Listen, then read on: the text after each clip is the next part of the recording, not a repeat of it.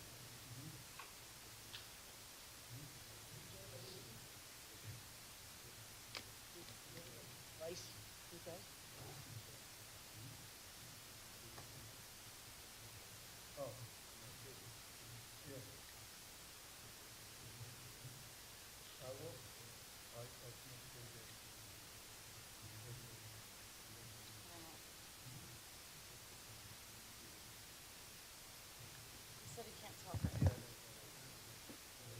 Microphone.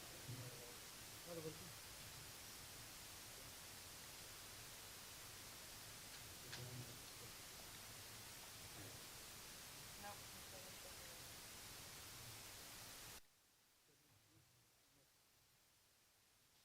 Do we have enough microphones?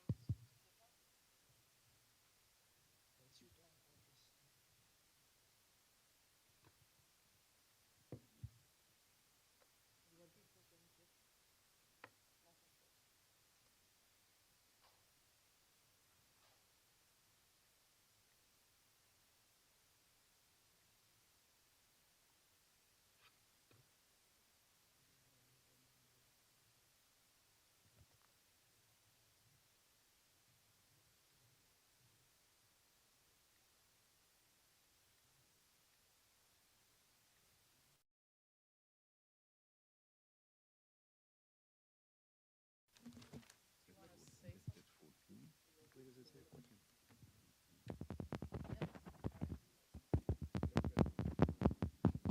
Call him in. Good job, Raj. This is 30. This is together. Yeah, this is together. Okay, Mike. All right. Good evening. Township of Edison Zoning Board of Adjustment Special Meeting of June 27th, 2023 is now in session. Adequate notice of this meeting as required by the Open Public Meetings Act of 1975 has been provided by the annual notice published in the Home News and Tribune on January 14th, 2023, and has been posted in the main lobby of the municipal complex on January 3rd, 2023. Please join me in the Pledge of Allegiance to the flag.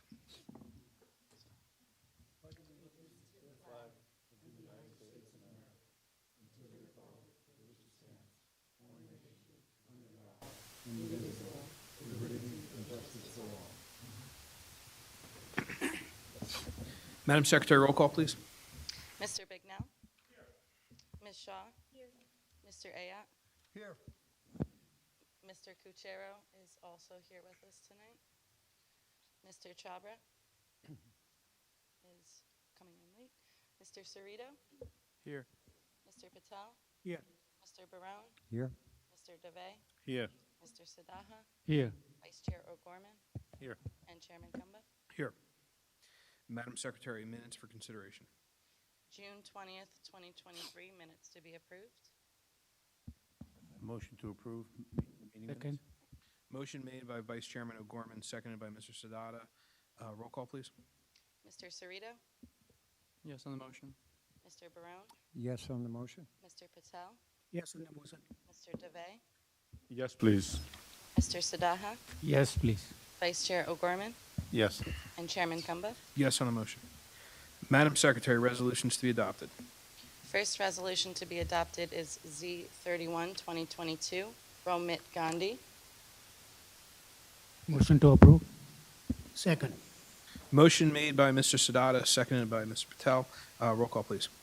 Mr. Cerrito? Yes on the motion. Mr. DeVay? Yes on the motion. Vice Chair O'Gorman? Yes. And Chairman Kumba? Yes. And another resolution? Z12, 2023, Dharmesh Havari.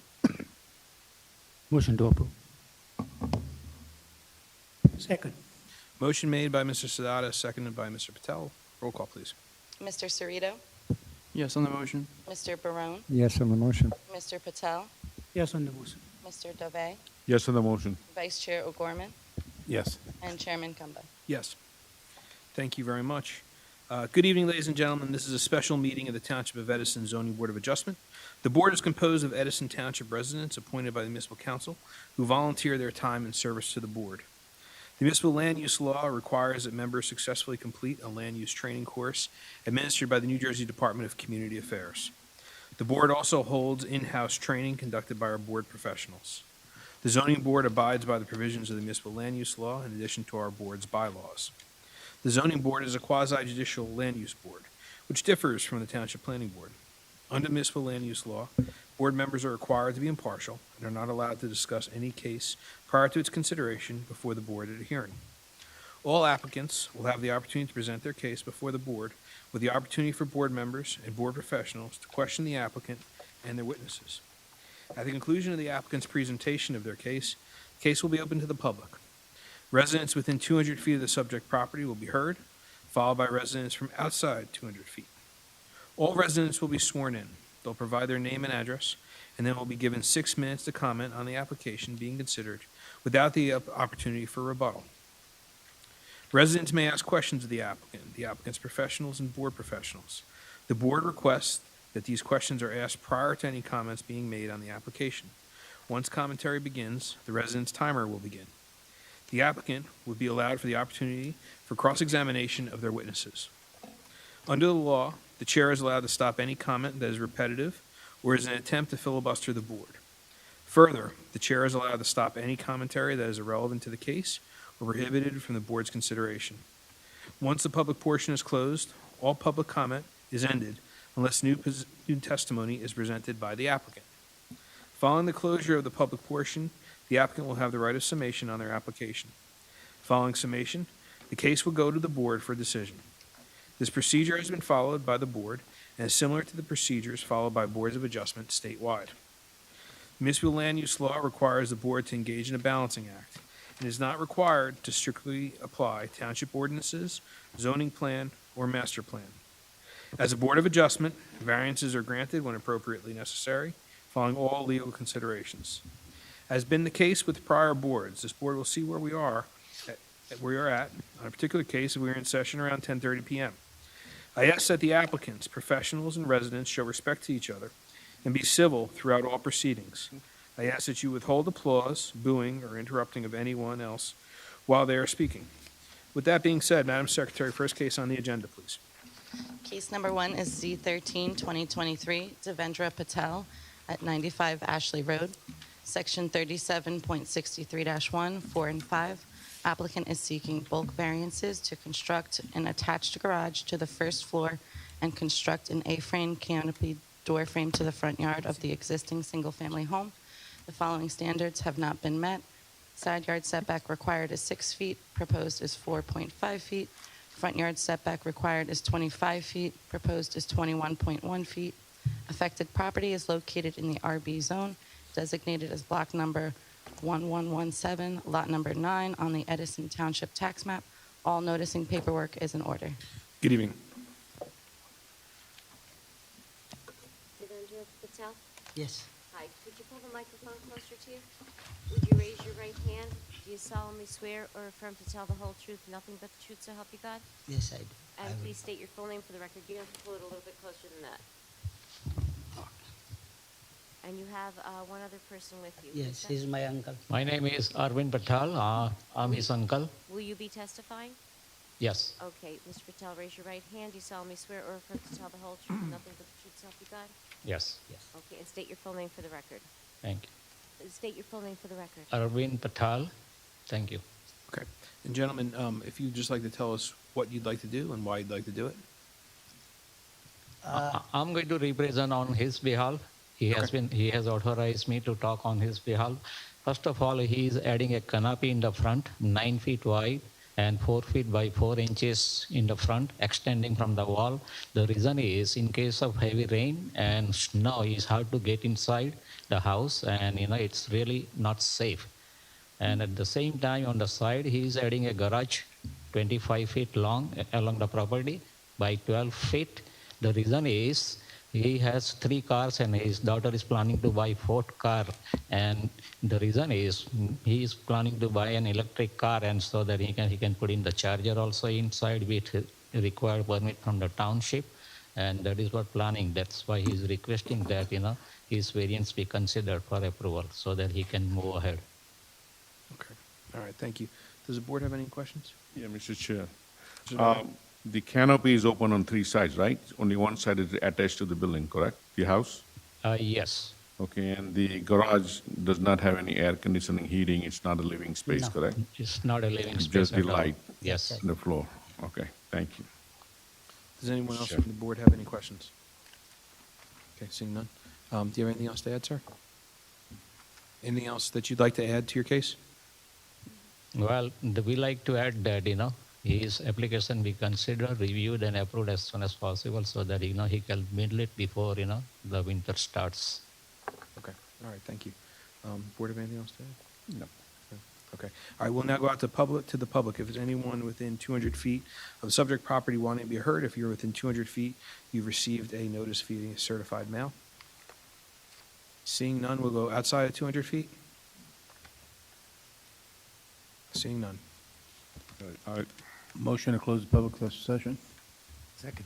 Motion made by Vice Chairman O'Gorton, seconded by Mr. Sadato. All in favor signify by saying aye. Aye. Opposed, nay. Public portion is now closed, and I'll go to the board.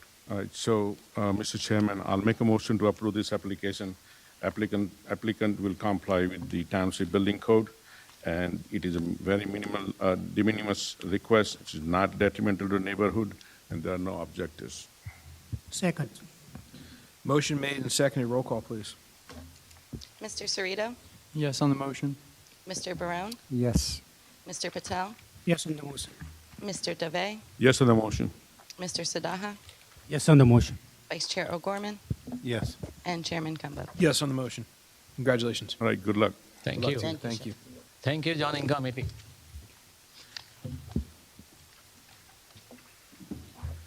Madam Secretary, next case on the agenda, please.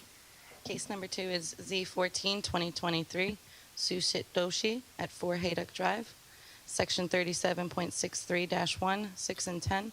Applicant is seeking bulk variances to create a paver patio in the rear yard with a walk path and construct a sunroom patio to the rear of the single-family home. The following standards have not been met. Rear yard setback required is 75 feet, proposed is 71.4 feet. Max building coverage required is 10%, proposed is 10.4%.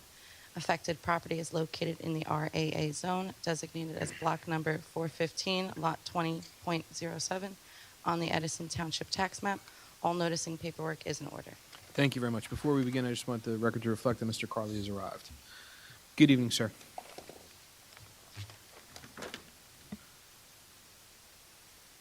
Good evening. Hi.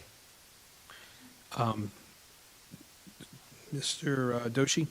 Yes. Okay, if you would take a moment to be sworn by our attorney. Mr. Doshi, would you raise your right hand? Do you solemnly swear or affirm to tell the whole truth, nothing but the truth, so help you God? I do. And state your full name for the record. Suchit Doshi. And I see you also have a witness with you, sir. What's your name? Daniel Dubinet. Would you raise your right hand? Do you solemnly swear or affirm to tell the whole truth, nothing but the truth, so help you God? I do. Okay, and state your full name for the record. Yes, Daniel Dubinet, and I am Mr. Doshi's architect. Okay. If you could just provide some qualifications, sir. Thank you.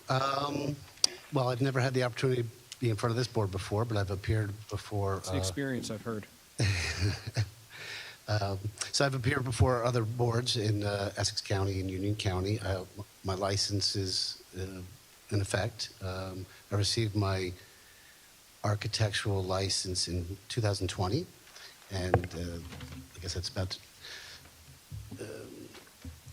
I'm sorry, 2001. So it's about 22 years I've been practicing Time residential. flies when you're having fun, it's okay. Residential architecture, thank you.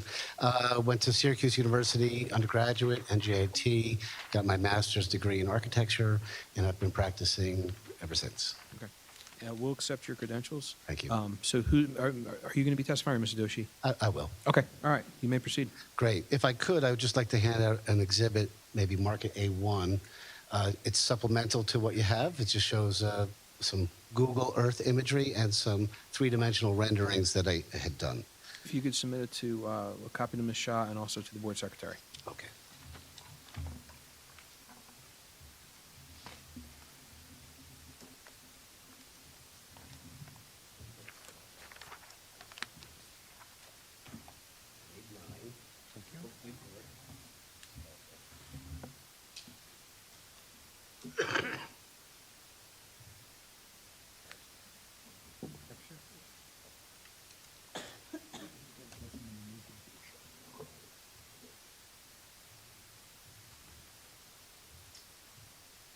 Okay. So the short story is this application involves a pool, a patio, and a covered portion of the patio with a roof. So the variance, the pool does not need one, and/or the patio does not need a variance. The portion of this application that needs a variance is the covered part of the patio. And the covered part of the patio extends into the rear yard setback by 3.5 feet. So we're seeking a 3.5-foot variance to allow us to violate the rear yard setback. And the other portion of the application is building coverage. So the required in the zone, the RAA zone, is 10%, and we'll be at 10.4%. We're about 155 square feet over. And of course, we looked at options to not be here. But since we were going through this beautiful design and laying out the furniture, the 3.5 feet would be would be very good for the design. And the extra coverage happens to be because when we designed the covered patio, the best place was behind the garage, and then we needed a little extra roofing to be able to get from his kitchen to the covering, and so that's where the extra 150 square feet comes into play. The reason I believe that this is a good application is there's really no negative impact to the neighbors or neighborhood. And if you look at the second page of what I handed out is a Google Earth image from 2022, and it shows Mr. Doshi's property. And in the rear yard, there's no neighbor. It's a lot of woods. And actually, I've never seen it before, but there's a tree easement. So there's a 20-foot wide tree easement in the back of the rear yard, so those trees cannot be removed. And I calculated about 140 feet from Mr. Doshi's property to the adjacent neighbor. So again, no negative impact. So the only people who will really be affected by that extra 3.5 feet would be the Doshis. And it works out very well for the design. And again, I don't think there'll be any negative impact to the neighbors or the neighborhood, and won't impact the intent of your zone plan. And then I showed you just a fun little rendering of what we're planning for the covered area. So again, it's open on 3 sides, and it's to provide a covered area. It'll have a fireplace and a place to retreat to. That's the application. Okay, thank you. Thank you. Does the board have any questions?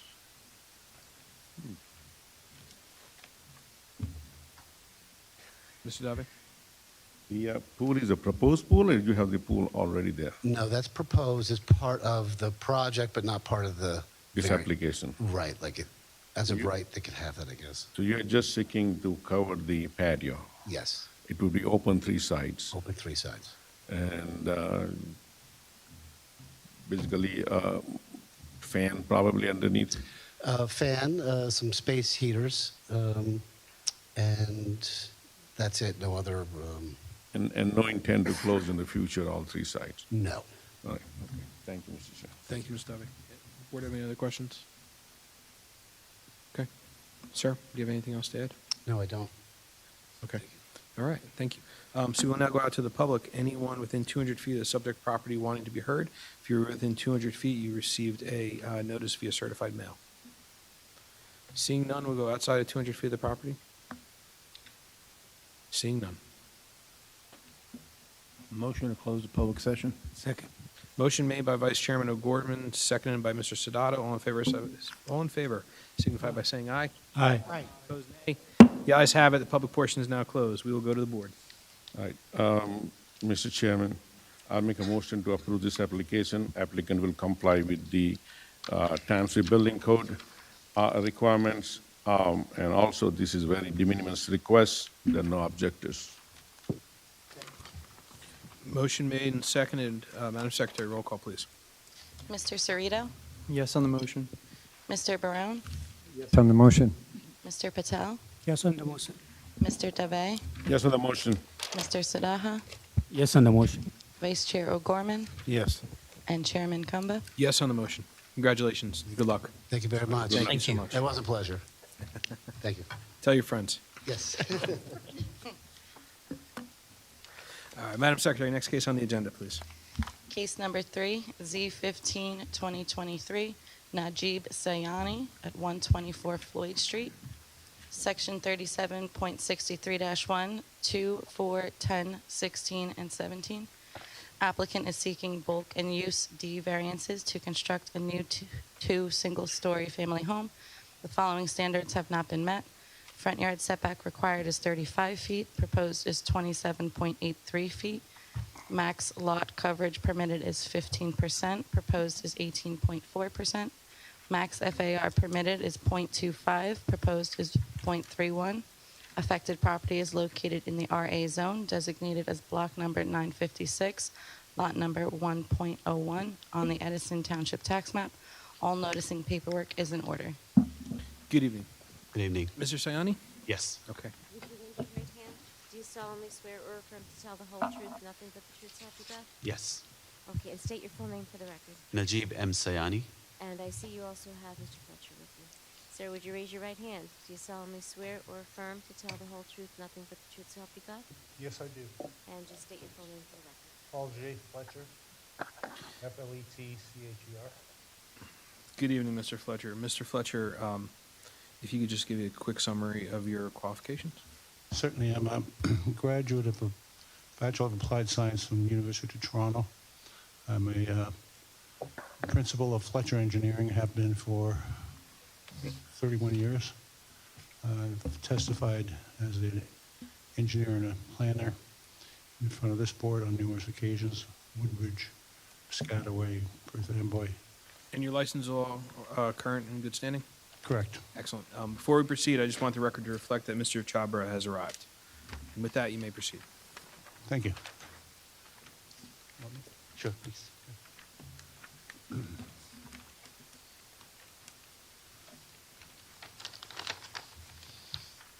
Yes, the subject property known as 124 Floyd Street, lot 1.01 in block 956. It is located in the RA zone. It's on the corner of Hollywood and Floyd Street. The applicant intends to demolish the existing two-story home, construct a new single-family two-story home. There are a number of variances associated with this application. Firstly, there's two existing variances. Lot area where 1,400 square feet is existing, and 20,000 square feet is required in the RA zone. Secondly, lot depth, 140 feet is existing, and 150 feet is required. I did prepare an exhibit based on the tax maps to show the consistency of this lot with the other lots in the immediate neighborhood, if I may. This would be A1. Mr. Fletcher, if you could just hand that to the zoning board secretary, please.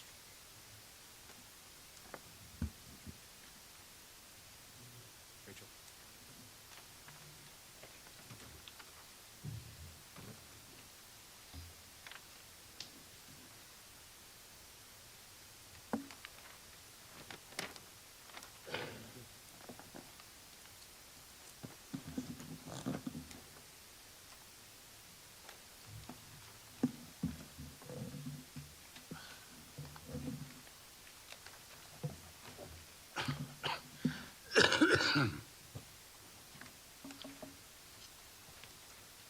So this is a color-coded tax map showing the properties within 200 feet. The subject property is highlighted in blue. The other lots that are non-conforming with regard to lot area and lot depth are highlighted in orange. There's a total of 15 lots, and there are 0 conforming lots. There are 15 non-conforming lot area and lot depth lots. That's 100%. So clearly, this lot is not out of character with the neighborhood. And in fact, the fact that it's an undersized lot causes several of the variances. With regards to lot coverage by building, 15% is allowed, 18.4% is proposed. Were this a conforming 20,000 square foot lot, the lot coverage would be 12.9. With regards to FAR, we're proposing 31%. 25 is allowed in the RA zone. Were this a conforming lot, we would be at 21.7. We have a total floor area ratio of 43:37, which includes the garage. I don't believe that is an oversized lot for North Edison standards these days. The other variance is front setback. 35 is required. We're at 27.83. That is a function of the shape of the house, the home that the owner has come up with his architect. We would ask for your indulgence with that variance requested. I believe it can be granted under the C2 criteria. The benefits outweigh the detriment. We have a dated high-level home, which will be replaced with a aesthetically pleasing new home built to current standards, and I think it would be an asset to the neighborhood. I believe the variances can be granted without substantial detriment to the neighborhood, nor to the zone plan or the master plan. And I see no negative impact to the variance request. That's our case. Thank you very much, Mr. Fletcher. Does anyone have any questions for Mr. Fletcher? Mr. Davik? Fletcher, you are proposing the rear yard setback as 17. That's what you're proposing? That's And correct. required is 15. Correct. So if you want to, you can push the whole house back 2-3 feet, correct? We could push the house back 3 feet, yes. And then you can reduce the front setback by that much, correct? That is correct. Would you be willing to do that? Yes, we would.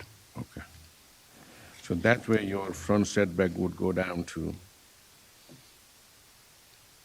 It would be 30.83. so it would go to 30. You're 27.83, you can Right. go to 31, Well, almost. correct? Well, if we move it back 3 feet, we're adding 3 feet. Correct, 3 feet in the front, Right, so it's going to be 30.83. 30.83, yeah? You're not coming 31, 30.83, 30.83. okay. All right, that's it, Mr. Chairman. Thank you, Mr. Dove. Does anyone else have any questions for Mr. Fletcher? Seeing none. Mr. Fletcher, do you have anything to add? That's okay. Okay, all right, thank you. We will now go out to the public. Anyone within 200 feet of subject property wanting to be heard, if you're within 200 feet, you've received a notice via certified mail. Sir, you can approach. You can approach the podium, please. Sir, raise your right hand. Do you solemnly swear or affirm to tell the whole truth, nothing but the truth, so help you God? I do. And please state your full name for the record, providing your address. Amit Balaria, 879 Grove Ave, Edison, New Jersey. And sir, you could pull the microphone up so you don't have to bend down. There you Sure. go, perfectly. Thank You may proceed. You may proceed. So the first thing is, I think the rear setback, or probably what we are considering is 15 feet. I walked into the office and I was told that for RA zone it is 60. I know we have non-conforming lot, but It's a corner lot. On a corner lot, there's only 2 fronts and 2 sides, no rear setback. okay. So there is no rear. Got it. We had a Appreciate that discussion this clarification. afternoon and Okay, get because the I further think when I- research, yeah. Yeah, when It's I 2 fronts and asked- 2 sides. Got it, okay. So, I mean, I think right now if I see the elevation at the back and my house is on the back side, so concerns I would have would be with privacy and, light and shadow from this home. And if I see the elevation, I mean, I can see big windows, which is probably the newer style. And I'm thinking that would be, loss of privacy for my family. Had I known that they were, developing something, I would have, I probably would have sat down with him and probably, let my concerns know to them. And if there was any possibility of them, adopting a different design, I'm more open to that. I'm all for them upgrading their home and their experience. It's just that I think I'm in a ranch. It's a single level compared to the 34 feet, home that's coming up. I'm hardly at 10 or 12. I don't know if any studies have been done as to what shadow or what light detriment it would be to my home.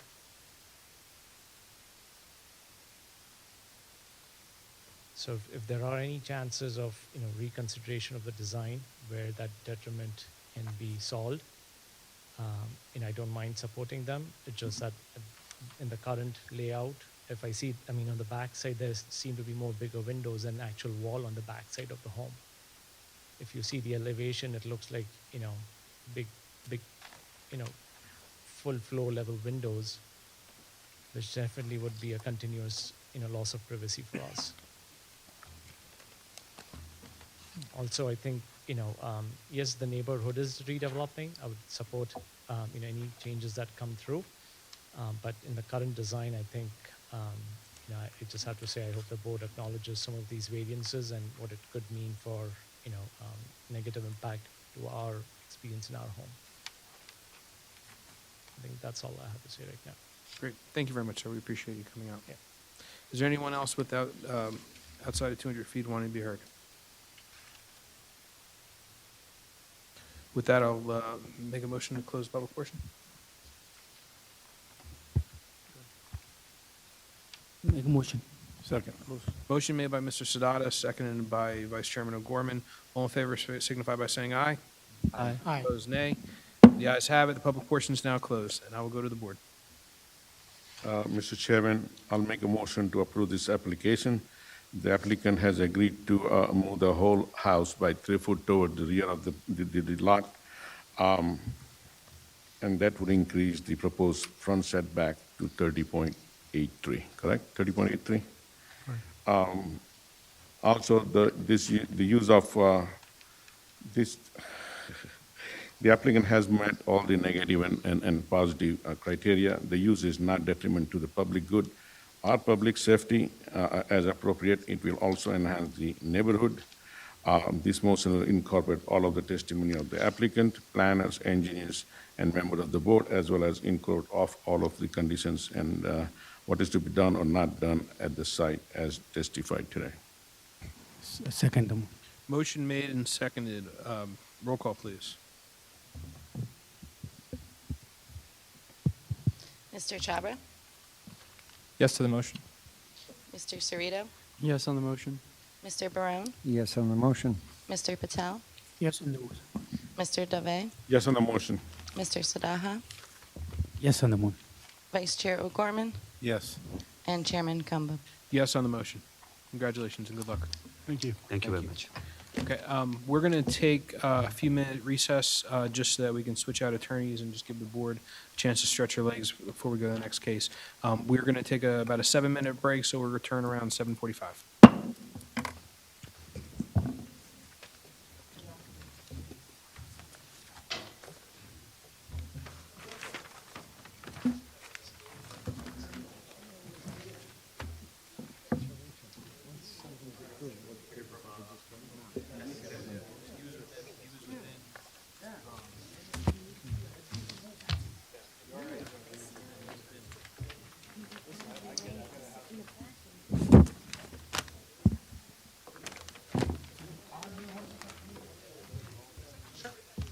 Absolutely.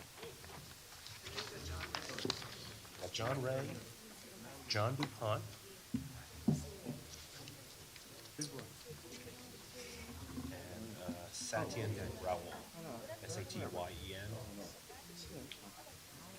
Rawal. Those are the only ones I plan on using. Yes. Well, you shouldn't. He has. I can. Someone needs to.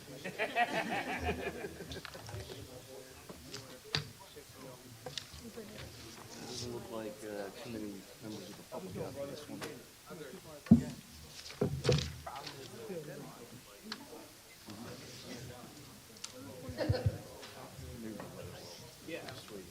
Syphilis.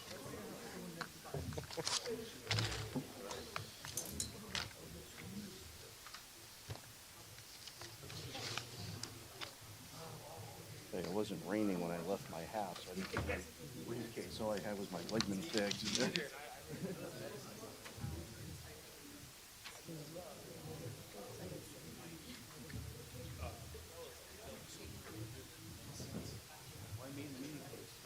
I live in Woodbridge. This one you want to collect? You know, all I could see when I'm... How you want to put it down?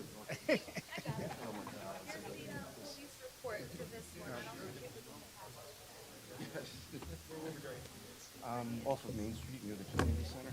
Okay. Good. How are you?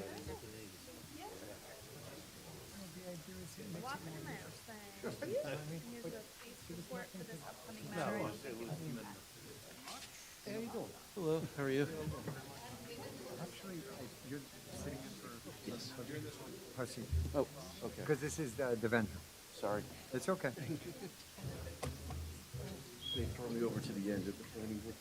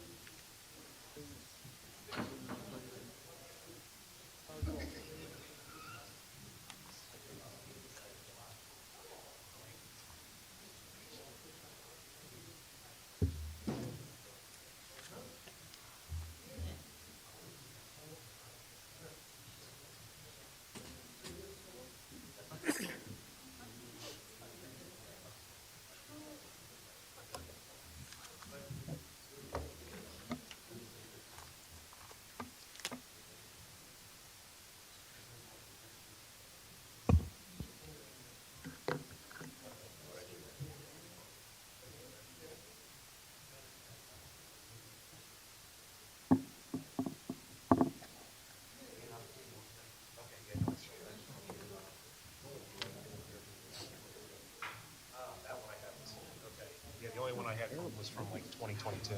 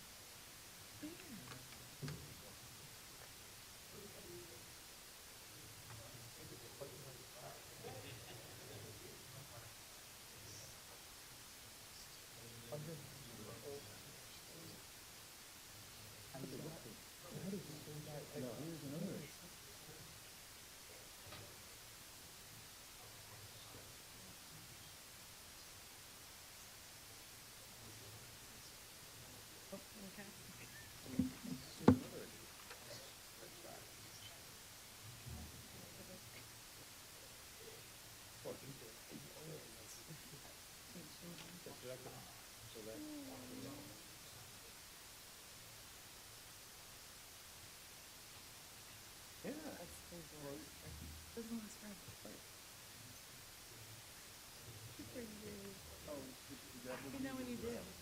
Let me know when you do. Well, I mean, you want to make sure that concrete doesn't settle.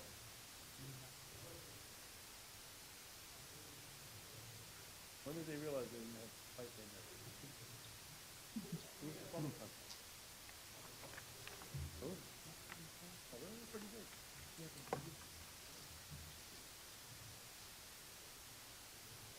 That's an engineering issue.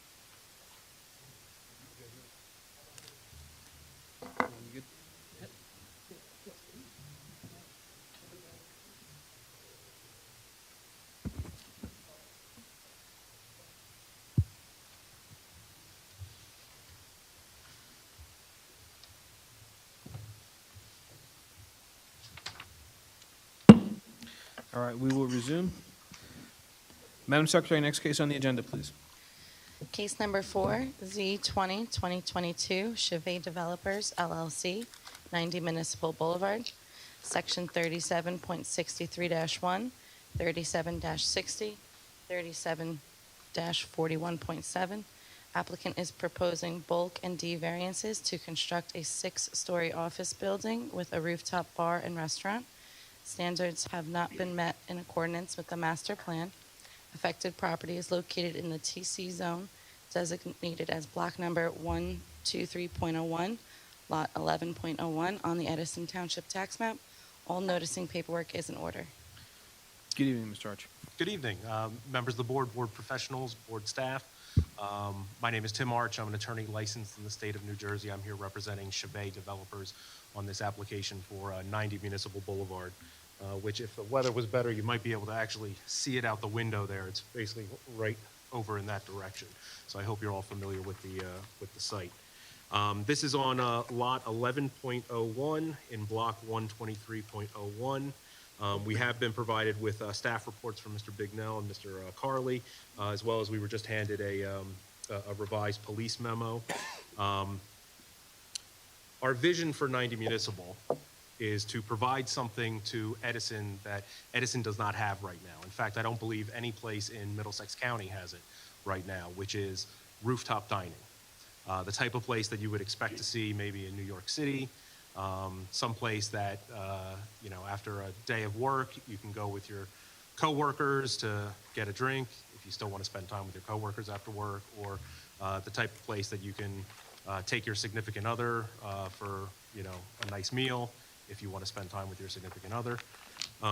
So that's what we're trying to bring with this. What we're proposing is a 6-floor office building, approximately 88 feet high, with a rooftop terraced restaurant and bar. A little background, a little history on the site. This lot was originally part of the overall Edison Square development. It was subdivided in 2008 for a project involving a daycare that never came to fruition.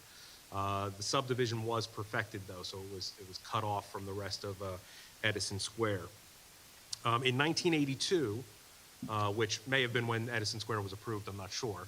But in 1982, there was a shared parking and shared cross-access agreement that was put in place that pertains to all the lots that were part of Edison Square. And that agreement allows for non-exclusive use of all of the parking and all of the roadways within Edison, within the Edison Square complex for any future owners of any of the lots, or if any of the lots are subdivided. So that's been in place since 1982, and there are approximately 1,440 parking spaces in that Edison Square complex, not including what we're proposing on our site. Is there a deed or something that was recorded that has that? Yes, it has been recorded. I do have a copy of this if you want that. I believe this was submitted. I don't know if it. If it wasn't, just make sure it gets. I certainly will. Yeah, I have a copy of it here, and I'll certainly provide that. Just anecdotally, if you've had an opportunity to see the Edison Square parking complex, you can see that there's vast areas of really underutilized parking. There's large parking lots that really don't seem to ever get full. When this project was first conceived, our idea was to have a 9-story, 100-foot tall building. We put this application in over a year ago, and since that time we've had multiple meetings with the board professionals, and we've actually significantly scaled back that original proposal. We are now proposing 6 stories with the rooftop, which you can consider, I guess, a 7-story, but 6-story with the rooftop terraced bar. That is similarly in line with some of the other buildings in Edison Square, especially the Crown Plaza building. So we brought it more into conformity with what's in the surrounding area. The building is currently being built on spec. I know everybody wants to know what restaurant are we going to put in there, and I'd love to be able to tell you what restaurant we're going to be put in there, but we are too early in the development to actually tell you a specific tenant. What we can tell you is that it's going to be marketed towards a high-end 5-star type restaurant. We don't want to put something up there that's going to be we're not looking for Edison's tallest McDonald's. We want to put in something that people would really be proud to go to, and that will really be a crown jewel for Edison. So that's what we're marking this as. That's what we're looking for. We do require relief. We have two existing nonconformities for minimum lot area and minimum lot width. Where 80,000 is required, we have 61,865 square feet. Minimum lot width, we have 235, where 300 is required. Again, that's existing because of the present subdivision. We are looking for a minimum front yard variance where 100 feet is required, and we have 63 and 37.5. We are looking for minimum side yard where required is 50 feet and 100 feet combined. We're looking for 47 and 97. It's really de minimis. Maximum building height, we are permitted to go 100 feet, but it's 100 feet / 3 stories. So we are requesting a variance because we are asking for 6 stories with the rooftop.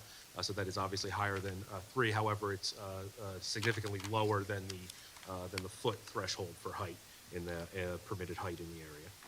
And then finally, we are asking for a D variance for minimum floor area ratio.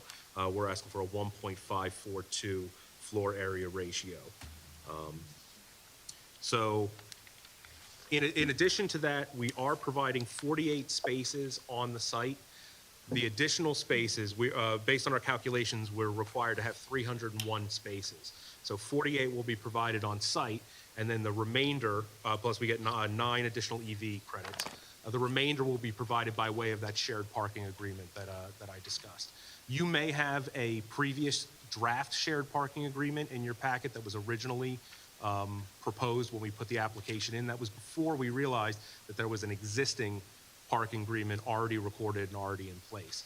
So if you have that proposed shared parking agreement, which when we address maybe the police memo, I think that's what they were clearly that's what they were working off of. We have a shared parking agreement that covers the entirety of the Edison Square, 1,440 spaces approximately at our disposal. So it's a significant overage of parking for what we're requiring. I do have a couple witnesses tonight. My first witness is Mr. John DuPont. He's our engineer. He's also going to serve as our planner, so I don't know if you want to call him 2 witnesses or 1 witness. We also have Mr. John Ray. He's our traffic expert. Then we have Satyan Raul. He's our architect. And then, of course, John will come back to play the role of planner at the end. We also do have representatives from Chevet Developers here, so if there's I don't plan on calling them for any direct testimony, but if there's any questions for ownership or if there's anything that only they can answer, they can certainly be called up as well if need be. So without further ado, I would call Mr. John DuPont to be sworn. Do you swear or affirm the testimony you're about to give this board is the truth, the whole truth, and nothing but the truth? I do. Please state and spell your name for the record. John P. DuPont, D-U-P-O-N-T. Mr. DuPont, if you could provide your qualifications, please. Yes, I am a professional engineer and planner. I've been a professional engineer for about 28 years. I've been in front of this board as both an engineer and planner. For the last 25 years, I've served as the Borough of Carteret engineer, both boards. I've been through boards throughout the state. And again, I have been here before, so. And your licenses on both engineering and planning are current and in good standing? They are. Okay, so we're going to accept you as a professional engineer, professional planner. We'll take care of that now. If I ask you later, just remind me. Absolutely. And you may proceed. Mr. DuPont, first of all, before we get into your testimony, we do have some, I believe we only have one exhibit that hasn't been previously submitted, and that is what is currently up there on the easel. It's just a Google overhead of the general site to give you an overview of where it is. Google overhead, does that have a date on it? It might in the bottom right. I believe it was produced yesterday. So it was produced yesterday. I don't Mr. know Arch, when. if you just bring the, I'm sorry to interrupt you. If you could bring the mic closer. Apologies. Thank you so much. I don't know if it has a date on it. It might have it in the bottom right as to when the photograph was taken. I know that it was taken this year. I know it was sometime in 2023. I do not see a date on the plan, on the map. So A1 will be the Google overhead undated. I believe all the other exhibits have been previously provided, so I don't know if they need to be marked. If they've already been submitted, it's fine. Thank you. Should I mark this A1? Correct, yes.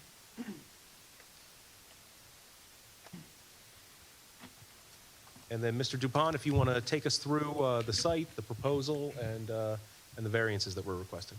I certainly will. So I'm looking at my plans, sheet 3 of 9 of the submitted application. That's the site plan. This site is 61,865 square feet. It's along Municipal Drive, and it's right by the municipal complex, as you heard. The lot is currently a parking lot with a helipad. The property is immediately adjacent to 11.02, which it shares the parking with. Our lot was, as you heard, created previously as part of the Edison Square development. A portion of the land, it was subdivided from 11.01. At that time, a 10,000 square foot daycare facility and a 5,000 square foot outdoor play area was proposed. The application was approved, and although a lot of improvements were made to the site, those buildings weren't constructed. So our project, as you heard the attorney say, we are proposing a 6-story building, offices, with a rooftop bar restaurant. The footprint of our building is 13,630 square feet. And because this site was already developed, an additional building was always contemplated in this area. A significant number of improvements are already in place. As I'm sure you're familiar, the entire lot is curbed, paved, striped. There's landscaping in place. So this whole development was basically, this whole area was developed except for the building. We are proposing the 6-story building, and we're going to modify the existing parking lot to fit our building. We're proposing 11 EV charging spaces, 2 of which will be ADA compliant. We are proposing 5 ADA compliant spaces in total. We're proposing 2 loading spaces, a trash enclosure, and parking lot lighting that will meet your dark sky requirements. So if I look at sheet 3, it shows the proposed building towards the top of the page. That's basically where the helipad is currently. The entire front of the building, it's all shown as parking lot. It is paved in parking lot today. Now the condition of that asphalt is fair to poor. So as part of this application, your professionals have requested that we mill and pave the parking on our lot, and we will do that and restripe it. But the building's tucked back. There's EV spaces around there, loading spaces located, trash space located. We have some mild grading up in the north. The driveways are all there. The entrances onto Hoey Drive, Municipal Drive are in place already. A little bit different of a project for us. There is basically only 3,000 square feet of additional impervious, right, because it's all paved. But to account for an increase in stormwater runoff, we are proposing a small underground ground recharge system. It's 4 24-inch pipes underground recharge with an overflow into the existing storm sewer system. So we're going to end up resulting in a reduction in stormwater runoff from the site. We've heard some talk about parking. There are 48 parking spaces on our lot, just on our lot, 48 spaces, plus the additional credit we get for the EVs. According to the parking calc, we're required to have 301 spaces, but as the part of the Edison Square development, we are allowed to share in those parking spaces. And there's over 1,440 existing spaces right now, which, again, if you're familiar with it, as you drove by tonight, most of those spaces are empty. And every time I've been to this municipal complex, most of those spaces have been empty. We'll have a traffic engineer talk about the number of spaces and the utilization of those spaces. Our building will have complete access to them, and therefore we feel we meet the requirements for parking. Now, there are some variances that we're asking for and some that exist. And I will just go through as an engineer right now, just to kind of bring them up to your attention. The lot area required 80,000 square feet. Our lot is 61,865 square feet, existing condition. The lot depth is required to be 300. We have an existing condition of 235. For new variances, the front yard setback is required to be 100 feet. From Hoey Drive, we have 63 feet proposed. And from the Municipal Boulevard, we have 37.5 feet proposed. We were, because it was developed, our building location was pretty much a given. Now, our side yard setback, it's required to have 75 feet from a side yard and 150 total. We have 47.4 feet from the private drive, and combined of 97.04 feet for side yards, so we need a variance for side yard. John, just to cut you off for a second, I believe that is actually 150. I think we had the wrong one on the bulk table, and we'll update that. 150, yes. No, it's 50 and then 100 50, total. 150? Okay, I'm So sorry. it's actually much smaller of a deviation. Okay. The maximum height of the building. A little bit unusual here. We're allowed 100 feet in height and 3 stories. So we comply with the height. We're only proposing 88 feet, but we are proposing 6 stories with the rooftop, so we need a variance for that. And then the final variance is a D variance. It's a floor area ratio variance. The requirement is 0.35. We are proposing 1.542. Now that is because we have a 6-story building. As far as professional staff reviews go, we've got Mr. Bignell's letter dated June 22nd. I have a couple items I'd like to go over with that and address. One was, in fact, milling and paving the parking lot in front of, on our lot, and we will agree to do that. Another comment was to make sure that we landscape the islands on our lot. So initially, in this parking lot, there were landscaped islands on our property, and a lot of landscaping is not up to speed now. A lot of stuff has died, stuff's been cut down. On our lot, we will make sure the landscaping meets Mr. Bignell's requirements. Mr. Chairman? Mr. Bignell. Yeah, a couple comments before we get too far down. Yes, please. The milling and paving, I only meant for around their building on their property, not the entire site. I know my report seems like I'm asking for the entire property, but I'm not. Just to know what they disturb and how they make the property around the building look nice, the paving area. As far as the landscaping, I believe they're required to replace like 80-something trees. This property is not big enough to put 87 trees. What I'd like to see them do is replace the landscaping along Route 27 that has died, along Municipal Boulevard, and then Hoey Drive. They can kind of put their plantings all around the site, and that would make it make the property give it a fresher look. And that's something that I think they could do easily with the landscaping that they have to provide. Mr. DuPont? We would agree to that. Okay, thank you, Mr. Archer. Thank you. I was going to Mr. DuPont to pay the bill on that one. Yeah, I can't authorize that. The last comment I'd like to address from an engineering standpoint, Mr. Bignell's letter, is the refuse area should be screened on all sides. Not a problem at all. Okay, before we jump to Mr. Carley, let's go back to Mr. Bignell. I'm good, Mr. Chairman. You are? Thank you Yeah, very I was much. just trying to turn it off. Mr. Chairman, is that in Mr. Bignell in your report? What you just said, the 2 requirement? It's in your report? Okay. Okay. Yes, sir. Okay, thank you. Now, the other letter we received was from Delaware Railroad Engineering, Mr. Carley, and it is June 7th, 2023, and we have no issues complying with the entire letter. So we are completely fine with every condition. Mr. Carley. I'd like to ask Mr. DuPont to pick up the phone and talk to my wife and make her as agreeable as he is. You do have in front of you, Mr. Chair, a lengthy report, but it's technical in character. You have a paved site, as Mr. DuPont described, and they're putting a rectangle in the middle of it, a building. And so the meat and potatoes of this application has to do with your judgment relative to planning. In terms of site engineering, I have every confidence that Mr. DuPont can address the comments in my report, and he's already made good progress on that. So, thank you. Thank you, Mr. Chair. Thank you, Mr. Carley. Mr. DuPont, you may proceed. So from an engineering standpoint, that is the extent of the project. If you have any questions, feel free to answer them right now. Does the board have any questions for Mr. DuPont? Mr. Chairman? Vice Chairman O'Gorman? In Mr. McNell's report on his plan review comments, H, a facility of this size and use needs two dedicated loading spaces, one for combined office and one for the restaurant bar. Where is that coming from? We currently show 2, and if 2 additional, or Mr. Bignell would like to get additional loading spaces, we could do that as well. Mr. Chairman, through you, originally I had asked for the loading space to be indicated. It's indicated as 2. I left it in my review only because I wanted the applicant to comment on it.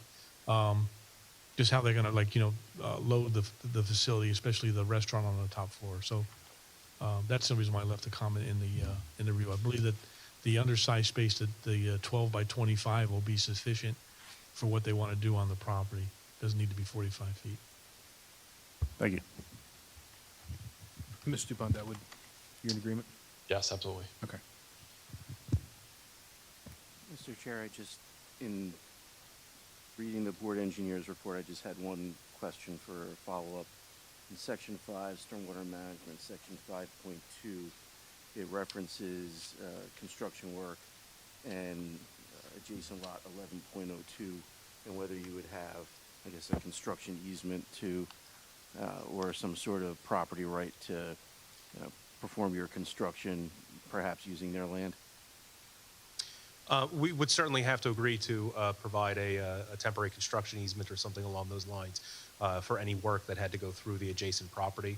We don't see any issue with that, and obviously we'd be required to get that anyway. We couldn't do it without their permission. Anyone else on the board have any questions for Mr. Dupont? Mr. Brown? Sir, it appears that parking is a little challenging. I've heard it several times. And it seems it's an unsettled arrangement with the existing parking spaces. Is that correct? So Mr. Ray is our traffic expert. He'll be testifying next, but it originally seemed as though it was unsettled. We didn't know that there was an existing perpetual shared parking, non-exclusive shared parking agreement amongst all of the lots. When we originally applied, the idea was to draft and have a new shared parking agreement with just the adjacent property to shared parking that way. After we had applied, we did a little bit more research and we found that there was this already existed recorded shared parking agreement still in effect, and there is no limitation to it in terms of years. It doesn't automatically expire. I'm assuming that was probably a condition of the original approval for Edison Square. I don't know that to be the case, Okay. but I would imagine that it likely was a condition to have a recorded easement so that all of the properties could share all of the parking fields that were created in perpetuity. So that does exist, and it gives us unfettered rights to all of those parking spaces. Okay, and we're going to hear more from your traffic expert? As to the sufficiency of the parking and sufficiency of the traffic, absolutely. Yes. Okay, thank you. Anyone else have any questions for Mr. Dupont? All right. Thank you, Mr. Dupont. Mr. Archer. I have no further questions for Mr. Dupont. Our next witness would be Mr. John Ray, our traffic expert.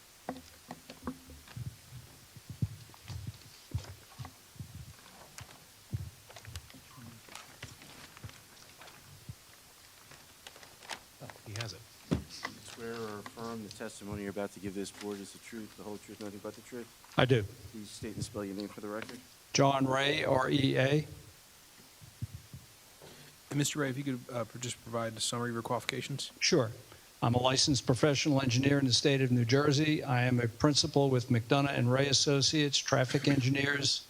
We have offices in Manasquan and Westfield, New Jersey. My field of specialty is traffic engineering. I have a total of 49 years experience in the traffic engineering field, the last 39 years of which have been in consulting business here in the state of New Jersey. I have an undergraduate degree in civil engineering from NJIT, master's degree in transportation engineering from NYU, and I've appeared before this board on numerous occasions. And your licenses are current and in good standing? Yes, they are. Great, thank you so much. You may proceed. Mr. Ray, you're familiar with the site. You've done analyses of both the site and the surrounding areas. Is that correct? I have. If you could please give us the benefit of your expert opinion. Sure. I know parking seems to be the central issue and the central theme that needs to be addressed because we do need a parking variance, so I want to address the parking first before I get into the traffic testimony. We've done a series of parking counts within the Edison Square complex on 4 days within the last year in order to inventory the existing parking demand. As has been testified to before, there are approximately 1,440 parking spaces within the complex. At no point in time did we see any more than 300 cars parked within the Edison Square complex. So at all times during the day, there were over 1,000 available and open parking spaces within the complex. But more importantly, from a parking perspective, with respect to this application, because the restaurant that's going to be on the roof of the building will not open until 4 o'clock in the evening, it is going to generate a non-coincident peak parking demand with the office space. And so I've done a shared parking study, which is part of my report. And the gist of the shared parking study is that the 301 parking spaces that are required under your code is a cumulative parking requirement based on potentially the office space and the restaurant generating a peak parking demand at the same time. That will not be the case because the peak parking demand for the restaurant will occur in the evening after 6 o'clock when the office space has already had a diminished parking demand. And so the real parking demand, based on the shared parking study that I've conducted, will be 208 parking spaces at a maximum. That will occur at approximately 4 o'clock in the afternoon when the restaurant opens and there are still people in the office building, even though the office parking is going to start to decline after 4 o'clock in the afternoon. So my anticipation is that the real parking demand for the project will be 208 parking spaces. As has been testified to before, over 1,400 parking spaces within the complex. There is a shared parking agreement that's in place that Mr. Arch basically laid out for the board. We're going to use that shared parking with the adjoining lot, 11.01, if I'm not mistaken, and there will be more than adequate parking to support this project should it be approved by the board. And most importantly, most of the parking that will be required by this project will be in that area of the 11.01 lot, and the parking will be there. You're not going to have a situation where people are going to park over by the Crown Plaza Hotel or any of the office buildings up by Route 27. There's going to be plenty of parking in the general vicinity of where the building is going to go. With respect to the traffic study, we did traffic counts at 3 off-site intersections. As the board knows, you pass the site every time you come into the municipal complex. There are 2 points of, actually 3 points of access to the property. There's a right-in, right-out driveway on Route 27 along the southbound lanes of Route 27. There's an access from Municipal Boulevard, and there's an access from Hoey Drive. We did traffic counts at the right-in, right-out access to Route 27. We did counts at the signalized intersection at Municipal Boulevard and Route 27, and we did traffic counts at Hoey Drive and Talmadge Road. The only issue in the area with respect to congestion, levels of service, and things of that nature is the intersection of Hoey Drive at Talmadge Road. I'm sure everybody that works or comes to the municipal complex is familiar with conditions there. The queuing on Talmadge Road from the signal at Route 27 backs up through the intersection. The intersection is striped with a box for people to not block the intersection when they're coming down Talmadge Road towards Route 27. And the bottom line is the existing intersection is operating at what we call level of service F conditions. That's not going to change. We're going to add a little bit of traffic to that situation, but it's an existing level of service F. We're not going to make it substantially worse. And in my report, I've indicated that if the township has any plans to mitigate that situation through whatever means they feel are necessary, signalization, widening of the intersection, restriction of certain turning movements, whatever the case may be, this applicant does have an obligation to pay for his fair share of those improvements. And that's basically the conclusion I reached within the traffic study. But overall, the project, because of the non-coincident traffic and parking generation between the restaurant and the office space, it will not have a significant impact on those 3 intersections and on the general area. We are going to not change the levels of service at the driveway on Route 27, at the signal at Municipal Boulevard on Route 27, and as I indicated, at the Hoey Drive intersection with Talmadge Road. So on balance, I think from a traffic and parking perspective, the project works. We certainly have more than adequate parking. We have the cross-access parking agreement, and if should the project be approved, I believe it will operate compatibly with the future traffic and parking conditions in the area. And for one, I think we probably all look forward to a place to go after a planning board meeting. hopefully it gets approved. What about going to a zoning board meeting? I'm home Yeah. nights of planning board meetings. I don't know if it's going to stay open that late. Good point. We'll see. Tread carefully, Mr. Arch. Mr. Ray, is that the conclusion of your? That concludes my All testimony. right, before I go to the rest of the board, I actually had a question. I have two questions for you, actually. With regard to, and I don't have a copy of your report, with regard to the parking analysis, you said you analyzed the parking at 4 different points. Can you just tell me when? Sure. It was within the last year. The dates were Wednesday, July 6, 2022, Friday, July 15th, 2022, and they were counts that were done from 4 p.m. to 8 p.m. in the evening. Counts were also done on Wednesday, June 16th, 2022, Wednesday, October 5th, 2022. And at no point in time, like I indicated, were there more than 300 cars in the parking lot for the Edison Square complex. Okay, all right, thank you. And I failed to mention, I did walk through the 3 existing office buildings. The Crown Plaza Hotel is the 4th building. They look like they're pretty well occupied. I assumed the worst-case scenario with respect to the traffic and parking analysis, that 25% of the space in the 3 office buildings was unleased and could be leased in the future. So I included that in my traffic and parking analysis. Okay, thank you. Does anyone on the board have any questions for Mr. Ray? So those 4 days that you did traffic study, it was after the COVID, right? Not when everybody was working from There were no home. lockdowns at that point in time. Yes. All right. The other question I But have. things have changed. More people are working from home. The other question I have is there's a 301 spaces required. You have 48 plus 957 that you are providing. You require 244, and I know that you have 1,440 spaces, but in your deed anywhere, is there any restriction you cannot exceed more than two? What happens if you exceed more than 244? Is there a restriction in your deed? In the current deed that's recorded, there is no restriction. It So you applies can to. use any 1,440 space. It is a non-exclusive perpetual easement for parking for all uses within Edison Square.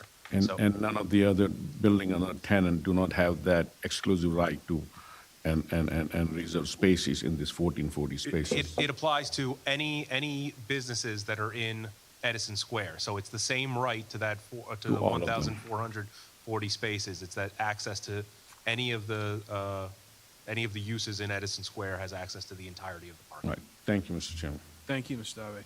Does anyone else on the board have any questions? Mr. Chairman? Vice Chairman. In reference to your traffic study, what were the times that was done? Morning and afternoon peak hours when the traffic flow from the office building would be generating at 7 to 10 in the morning, 3 to 6 in the afternoon. So you did it from 7 to 10? Yes. And 4 to 6?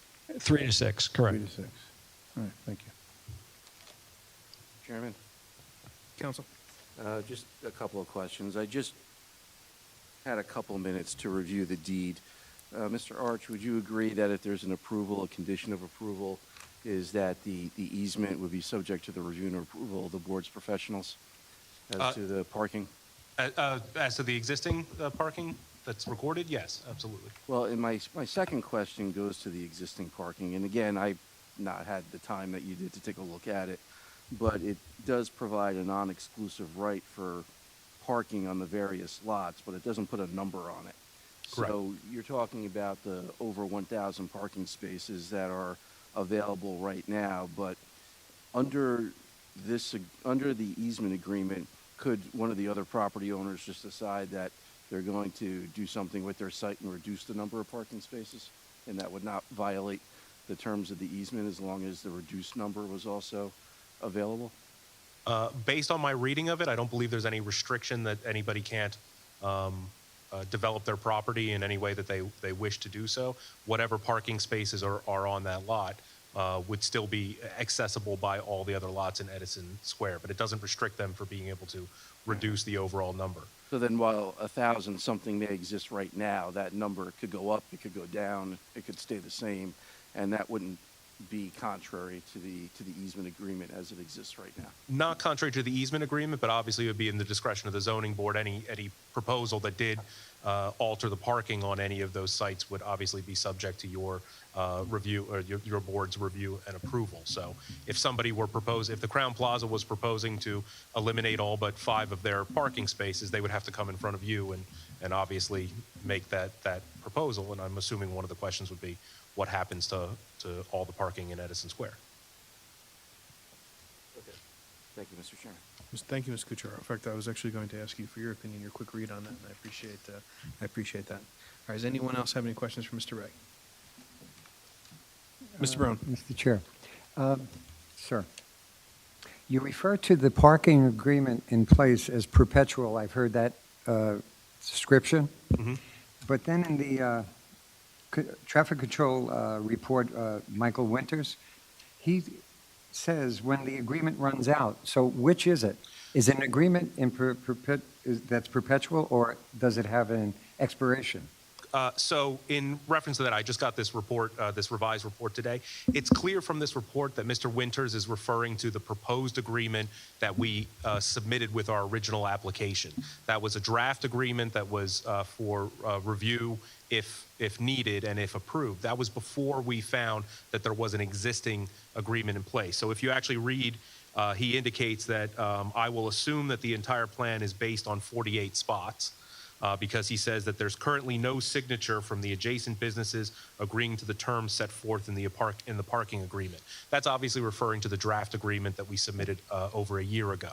The recorded agreement is signed by all the members of Edison Square, who were obviously the stakeholders at the time, and that has been recorded.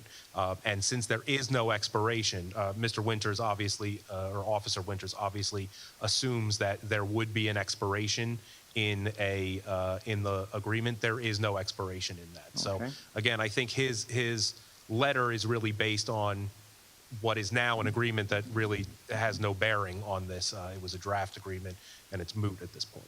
Okay, I appreciate that. I have another question. What are the hours of operation on the restaurant? My understanding is it will open at 4 o'clock, and as to the closing hours, I assume it would stay open until probably 10 or so. So actually, Mr. Brown, I had the same question, so when Mr. Arch comes back. So Mr. Arch, Mr. Brown just actually asked the same question that I made myself a note for. So at some point prior to, and Mr. Ray was not going to answer this question, but, if the applicant at some point can just be sworn just to answer that question. Certainly, and I will state that, again, we don't have a specific tenant yet, so we are building this on spec. So we don't have set hours of operation. I know that in general, we were proposing that the restaurant would likely be open at 4 o'clock. I don't know if we have a specific end time that we had anticipated for hours of operation. Again, it's early in the development process. We're not really at a point where we can market this without approvals, without having, something behind it to really attract a first-class, first-rate restaurant tenant. Quite frankly, in all likelihood and in all candor, we're likely going to be back in front of your board at some point in the future when we have a tenant solidified, because we'll likely have to have some amended signage proposals. We may have some amendments to this. And so you'll likely have an opportunity to review this again in more specificity when we have tenants. Certainly, they'll have to apply to the township professionals to review for their tenancy. So these are all questions that hopefully we'll be able to answer in more specificity in the future. That will nag you, yes. I was going to say thanks for the warning. Okay, does anyone have any other questions for Mr. Ray? Mr. Chairman? Vice Chairman. Yes, and part of your package for this traffic study, you have the adult daycare? That has been withdrawn from the application, and that's a good point. Actually, my traffic study is a worst-case scenario because the 6,000 square feet on the lower level of the ground floor of the building that was previously proposed to be an adult daycare, that would have been a little bit more intense from a traffic and parking perspective than just converting it to 6,000 square feet of office space. So thank you for bringing that up. That's been withdrawn from the application. Thank you, Vice Chairman. Mr. Chhabra? Yes. I have a question. So currently you're proposing 48 parking spots required 301, correct? Correct. Mr. Carley, according to 3.1, it's mentioned 636 spaces. I think that also may be a remnant from the original application where we were doing a 100-foot tall building with 9 stories. Okay. Yes, and I do have to apologize, Mr. Chair, on that point. There are a couple of typos, and as a person with, I have 2 3.2s, et cetera, and 5.1 talks to traffic.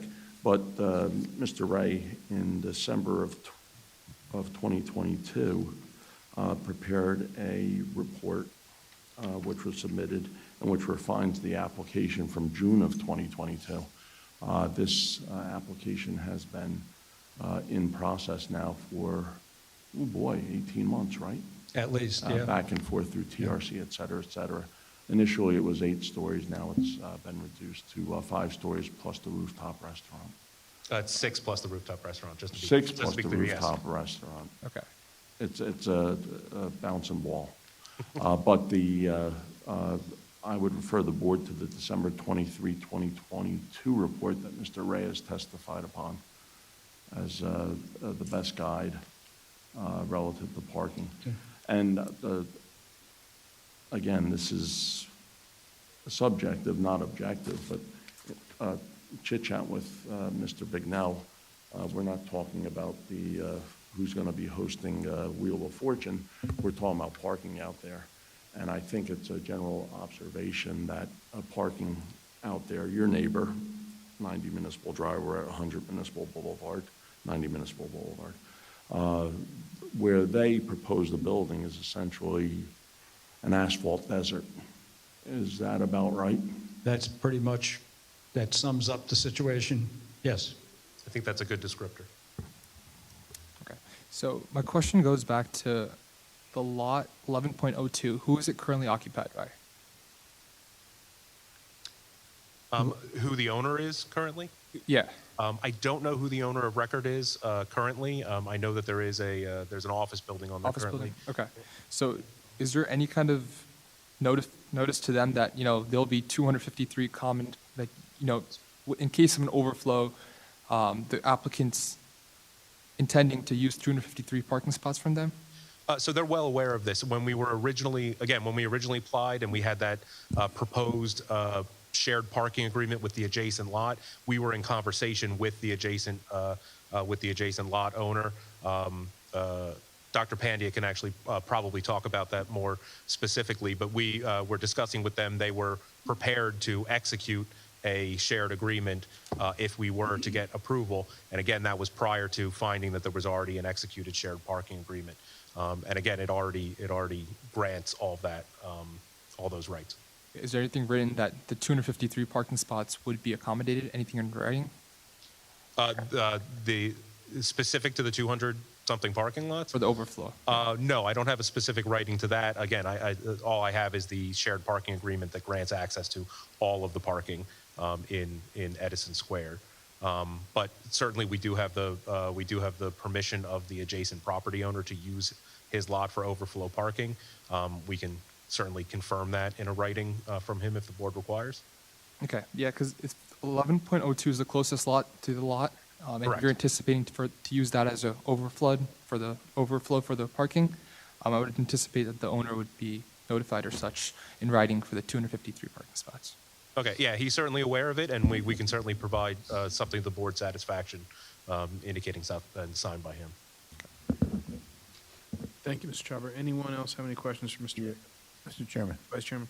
To expand on that, what's going to stop someone from, if this gets approved, to park on the Edison Township property parking lot? Nothing would stop them from doing it. It would just be less convenient, so I don't see why anybody would do that. There are in the vicinity of the lot that's in question and a lot 11.02, there are going to be over 600 parking spaces in that area. That's all we're ever going to need for that area of the parking lot. There'll be no reason for people to park here in the municipal complex. It just won't be necessary, and it'll be less convenient. Thank you. Mr. Chair. Mr. Dave. The 301 parking space, that is without the restaurant, correct? just the office space No, requirement? that's the cumulative parking demand for the office space and the restaurant. And again, based on my shared parking study, my testimony is that we're not going to need 301. We're actually only going to need 208 because of the shared parking scenario. When the restaurant is busy, the office space won't be after 4 o'clock in the afternoon. We're going to need about 208 parking spaces, not 301, but 301 is the requirement under your ordinance. The 6,000 square foot restaurant that you are proposing here, you're not finalized the planning or anything. You do not know what's the capacity, seating capacity of the restaurant. Yeah, That can change. I That don't can know cha- if there's a seating plan. We have an architect, but I haven't seen a seating plan. But Yeah, you, our but- architect will testify next, and we'll go through the floor plan of the restaurant. Because we don't have a tenant, I can't say specifically what the layout's going to be. Obviously, if a tenant comes in and there's a layout which intensifies any variance relief, we would need to come back in front of your board and discuss that and have more detailed plans. and As the to restaurant fit out would be done at later stage. Correct, once we know who a tenant is. All right, okay. Thank you, Mr. Chair. Thank you, Mr. Dominic. Anyone else have any questions for Mr. Ray? All right. Thank you very much. Thank you, sir. Mr. Archer. My next witness would be Mr. Satyan Rao. He's our architect.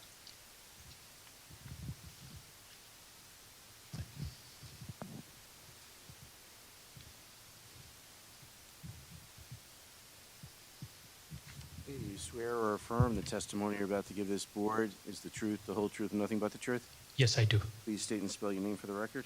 Satyen Raval, Satyen, Satyen Raval, Rawal. And sir, if you could provide your qualifications. I'm a licensed architect in New York and New Jersey. In New Jersey, I've been practicing more than 20 years. I am a licensed architect and a principal for Sage Arch Architects. My education has bachelor's in architectures and master's in urban design from Pratt Institute, Brooklyn, New York. I have been testifying in all different counties in Hudson, Essex, and Passaic, and this Middlesex County in Edison as well. Let me know if you need any further. Your license are current and good standing? Yes, correct. Great, thank you so much. You may proceed. Thank you. Satyan, show the board what it's going to look like. Sure. I'll go to my board. Certainly. And I believe this rendering was part of the submission, correct? Yes. Okay. We can mark it as an exhibit. I'm going to present we, it. We don't need to mark it if it was already submitted. Is it enlarged from what we had? So I've got two things. One is submitted drawings, which are architectural drawings which were submitted in black and white. And I have a color rendering of the building. So we'll mark A2 as a color rendering of the building.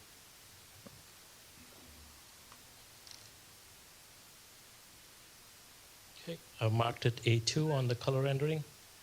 I'll go over with the plans which are already submitted. The building is a 6-story office building. The footprint has been already presented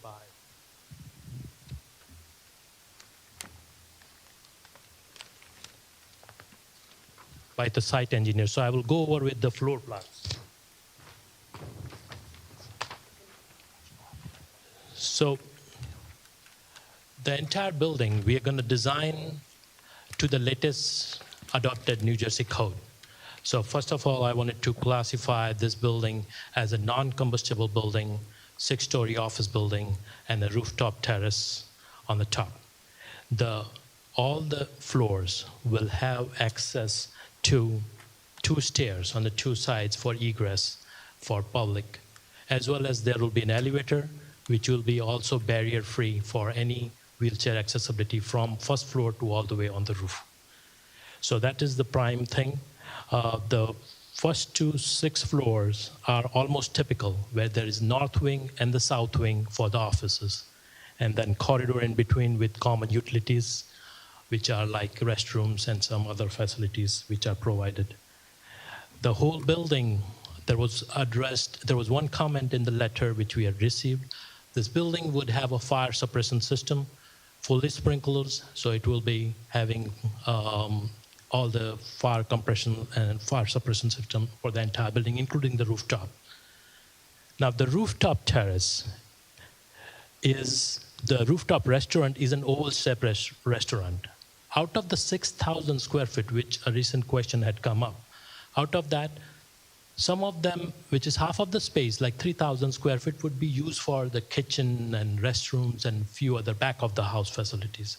Only 3,000 of that will be for sitting arrangement. We don't have a sitting plan right now, as we had mentioned, that once the tenant comes in, we'll provide you the sitting plan. So in a nutshell, that's the covered area, which is heated and vented space, which is for public. Now, I'll go over with the renderings. This will give a little better idea for everyone. On the bottom is the daytime rendering, which shows how the building would look in the daytime. On the top left corner is the nighttime rendering, where it will show that how the rooftop restaurant is in the oval shape. The building will have the materials which are very sober, as well as all the glazing which is used is non-glare, insulated glass, and all the energy efficiency which will be incorporated for the energy efficiency code. And on the rooftop, the oval-shaped restaurant would also have the similar insulated glass and windows and everything. On the periphery, I'll try to focus this one.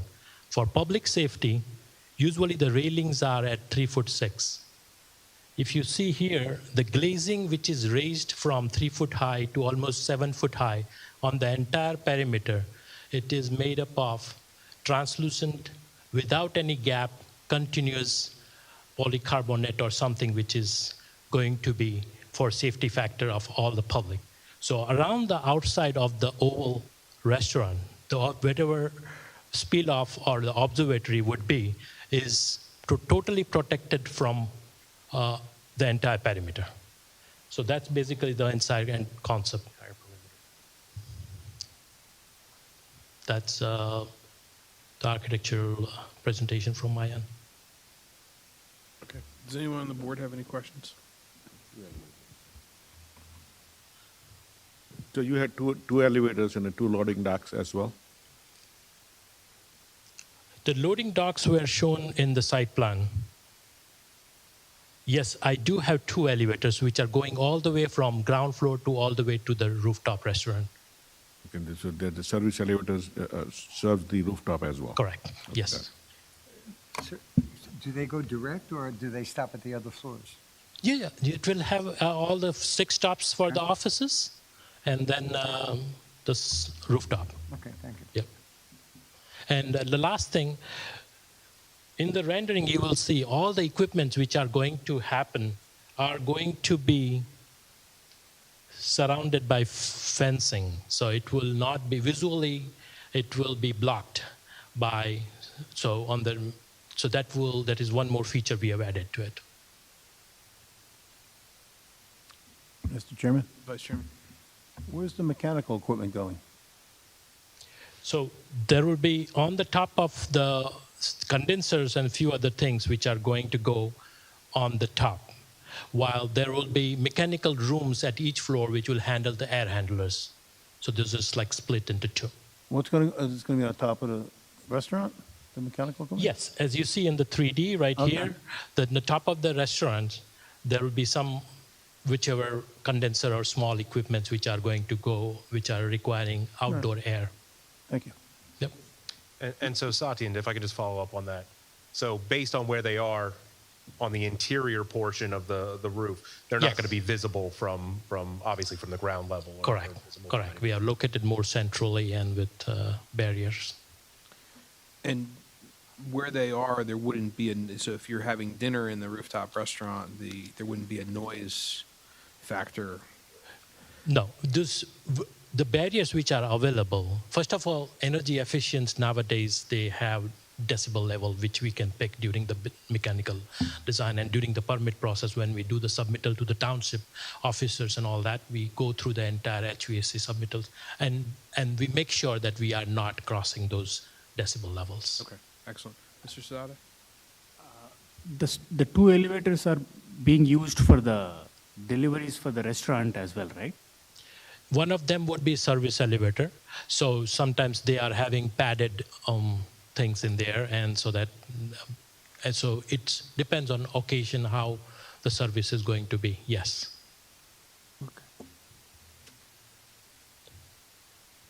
Is anyone? Curious, what's the purpose of having 6 foot, 7 foot plexiglass all around the perimeter? Why not only 42 inches? What's the purpose?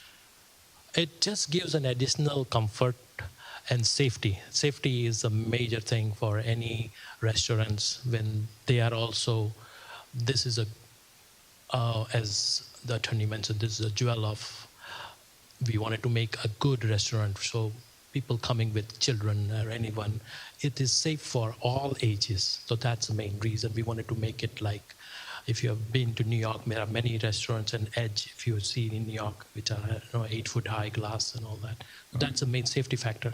It would be clear glass. Yes, Clear of course. plexiglass. Yes, of course. Does anyone else have any questions? Mr. Chair, I just want to get confirmation, particularly with the rooftop aspect of this. All the township's lighting ordinance requirements are being satisfied? Yes. Okay. And we'll make sure during the permit process, we'll make sure we will all follow the New Jersey as well as township rules. And Mr. Chairman, you have the the trash enclosure and trash and dumpster area as well in the site plan, correct? That's correct. That's site engineer And has shown. It would Yes. be enclosed as well. Yes. Mr. Chair.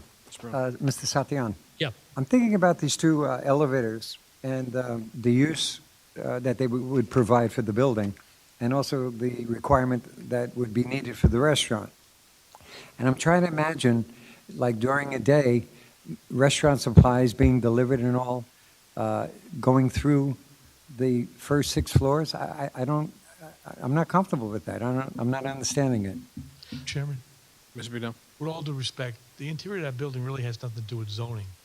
That's a construction issue. It has to be built by code. It has to be operated by the operator. So asking those kind of questions really doesn't affect the zoning issue. I withdraw the question, Mr. Satyan.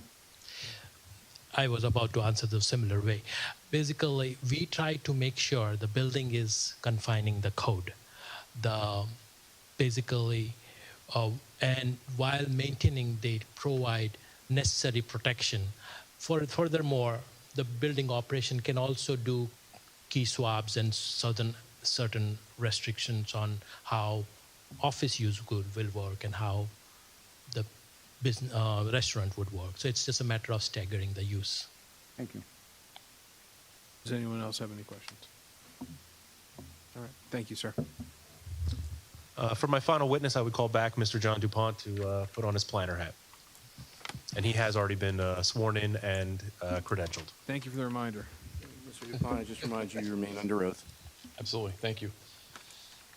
All right, so you've heard a lot of testimony, but from planning aspect alone, again, 2 existing violations, which I won't address. That's lot area, lot width. There are 5 new bulk variances. Front yard setback required 100 feet. We are 63 feet from Hoey Drive, 37.5 feet from Municipal Boulevard. Side yard setback, 50 feet and 150. We are 47.4 and 97, all 4 combined, side yard setbacks.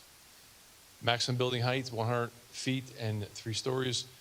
We are only 88 feet, but we are, in fact, 6 stories plus the rooftop. Those are the bulk variances, and the D variance that we're going to talk about at the end is floor area ratio. 0.35 is the requirement, and we are proposing 1.542 due to the 6 stories.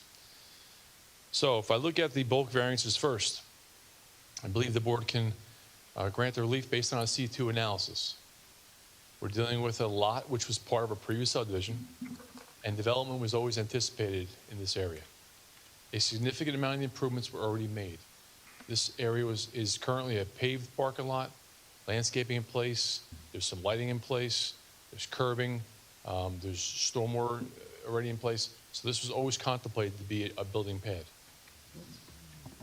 I feel that there's several purposes of the MLUL that could be advanced by this application. Purpose A is to encourage municipal action to guide appropriate use of development and all lands. which will promote public health, safety, and general welfare. We're proposing a project on a parcel already designated for future development. The parcel was a part of a previous application, and many of the necessary improvements were already in place. Purpose G, to provide the sufficient space in appropriate locations for a variety of uses, both residential, commercial, industrial, to meet the needs of all New Jersey residents. We're proposing an office and restaurant bar. This will certainly accommodate a variety of restaurants in Edison. Purpose I, to promote the desirable visual environment through creative development and good civic design and arrangements. This portion of the property has been underutilized right now. It's been referred to in this meeting as an asphalt desert, right? So you're seeing the proposed building is a beautiful building proposed. It's going to be a showcase for Edison. This building, the architecture is just beautiful on this. Purpose M, to encourage the coordination of various public and private procedures and activities, shaping the land with a view of lessening the cost of such development and be more efficient use of the land. We're proposing a project that is giving a very good use of the property. We have an office use and a restaurant use, different peak times, sharing resources, sharing the improvements. Very efficient use of this property. With respect to the D variance, so we have a floor area ratio variance. We looked at the variance and we consider the site was again a site, it was a subject for prior approval with numerous improvements already in place. Those previous improvements did limit our design options, and we did decide to increase the number of stories instead of using a larger footprint. When we look at the coverage square adjudication, we look at, can the site handle the deviation? We're proposing the office space and a restaurant space, different peak hours of operation. We heard that they're going to share resources on site. It's a very efficient use of the space. The peak, we know the peak from the office will be during the day, and the restaurant doesn't even open until 4 o'clock. So a very, very efficient use of the space. Mr. DuPont, just while you're talking about Coventry, yep.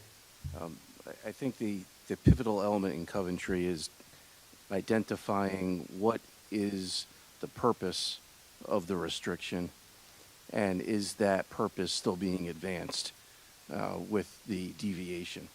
So, I mean, I would assume from your testimony, the purpose of the FAR was to control the intensity of the property, and your testimony, tell me if I'm wrong, is that the property remains suitable because of the parking agreements you have with the surrounding lots. Yeah, that's absolutely right. Absolutely. Now, and you're right about if it was over intensive use, if both of these were peaks at the same time and we couldn't share resources, it would be too intense. I think we hit that perfectly here. We see the existing fully development site, except for a portion, is working well and has obvious excess of parking today. The other improvements are all in place. The storm sewer system is already in place. We're making a modification to it. Sanitary is in place. Landscape and lighting. We're making modifications, but those improvements are already in place. None of the site infrastructure is going to be overburdened by our project. We use that two uses very well. It is my opinion that the variances can be granted without substantial detriment to the public good, and the benefits of granting will substantially outweigh any detriment. There'll be no impairment to the purpose or intent of your zone plan or master plan. I think it's a terrific project. It's a really good use here, a really good design. I think we're getting the most bang for the buck, taking a completely underutilized area right next to the municipal complex that we drive by every day and putting a showcase for Edison. And that does complete my planning testimony. Thank you, Mr. DuPont. Does anyone have any questions for Mr. DuPont?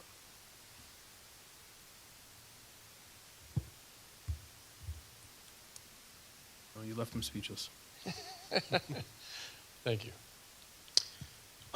That's all the witnesses I have. I thank you so much for the board's time. Just in summation, we really do. Before you do summation, actually, I have two questions. Certainly. That I just wanted to get on the record that if you could call the applicant for. Absolutely. Thank you so much. Where'd he go?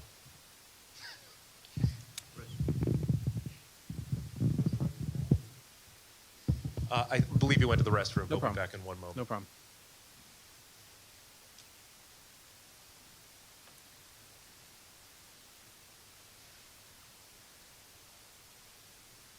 We have another representative of the company that's here. If you want to ask those questions, That's I can fine. see if he can field them. That's fine. So actually, I think he's coming. He would rather wait. Okay, that's fine.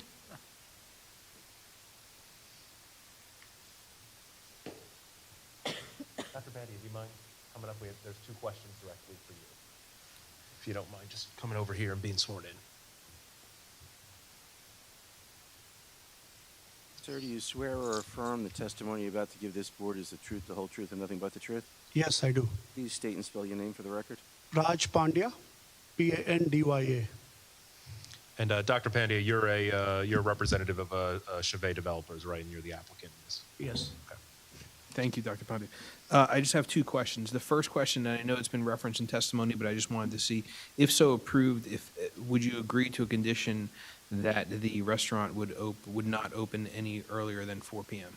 That's fine. We can open only after 4 p.m. and that's the plan we are going to have. Okay. And since we're here and since we're doing it now, would you be willing to agree to a closing time? Yeah, I think we are open for that time, but I think we are not committing it right now. The only reason is we don't know which restaurant is going to be there. In fact, honestly, again, I'm not saying we want to open late. I mean, we want to close it late, but I'm just making it up. This area is all empty. In fact, closing at 10 p.m. or 2 a.m. in the morning really doesn't matter. In fact, closing at 2 a.m., you'll have more emptiness here and nobody will be here. But if there is a need to close it early, that should be all open. We are not going to run it by ourselves. We're going to rent it to one of the 5-star restaurants. I'm not saying Tommy's, but example likes of Tommy's of the world, which is already there. So Tommy's are not going to come. So I'm not speculating. But you need to have some of those level of good high-end restaurants being a rooftop. And the timing, why we are not saying is because anyway we have to come in front of you unless... So, Dr. Pandya, what you're saying is you're not comfortable with establishing a closing time. May I ask, is there an ordinance that establishes hours of operation in the zone? I didn't think I saw one. There's not? Okay. Okay. All right. Well, Mr. Arch, can I just ask this question then? You're seeking both preliminary and final site plan approval tonight. Considering that there's sort of the unknown factor out there as to who the tenant is going to be, which is, not unreasonable at this point, would the applicant consider preliminary approval and then coming back for final at the time that a tenant is identified, or perhaps in the alternative, agreeing if you do receive preliminary and final to come back for an amended site plan once a tenant is identified? Mr. Chairman, if I can ask a question before we do that.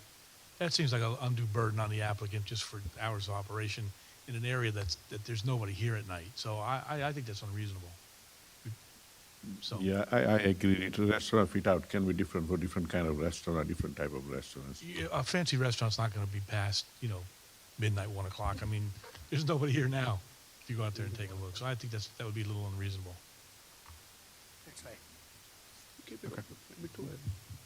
I mean, would we agree that?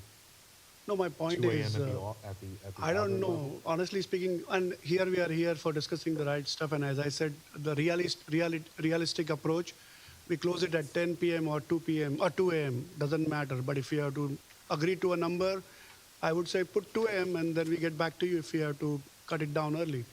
Idea is I want to give a good time window for the rooftop people to be there. The rooftop will be busier not at 4 p.m. It will be busier after 7, 8 p.m., 9 p.m. So closing 10 p.m., I mean, honestly, if I have to go with my son and my wife, and his wife as well, by the way, I would prefer to hang out at 9 p.m., sit down till 11 p.m. and come out. So restaurant open till rooftop, 1 a.m., 2 a.m. was the right thing. And I see a lot of restaurants like Tommy's high-end restaurants are open late night. So whatever is the township code for that, we'll oblige. Okay. All right. You have a later bedtime than I do. And then my next question, would you agree to a condition that, since it is being proposed as a restaurant, that it would not be used as a reception hall or a catering hall? No, it's going to be restaurant. So you'd agree that, if so approved, you'd agree to that as a condition? Yes, that's right. Okay, great, thank you. That's my own question. Does anyone have any questions for Dr. Pandya? Okay, thank you, sir. Thank you. Appreciate it. Thank you. Mr. Arch. Quick summation. I just want to express that Mr. Bidell. summation? Oh, yes. Yeah, sir. Is there anyone within 200 feet of the subject property wanting to be heard? If you're within 200 feet, you've received a notice via certified mail. Is there anyone outside of 200 feet of the property wanting to be heard? Sir?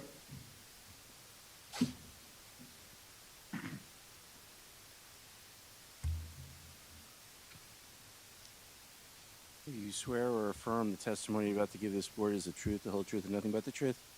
I do. Please state and spell your name for the record My and give name us is your Frank address. Orbelino. I live at 15 Sycamore Avenue.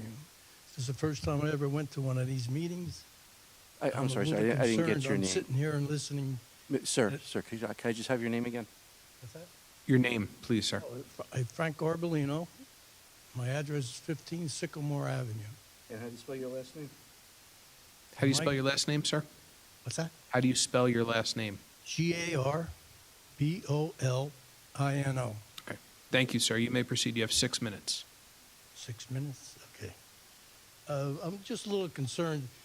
I hear he doesn't have enough parking, he doesn't have enough land, and I just don't understand because we have zonings in Edison, right?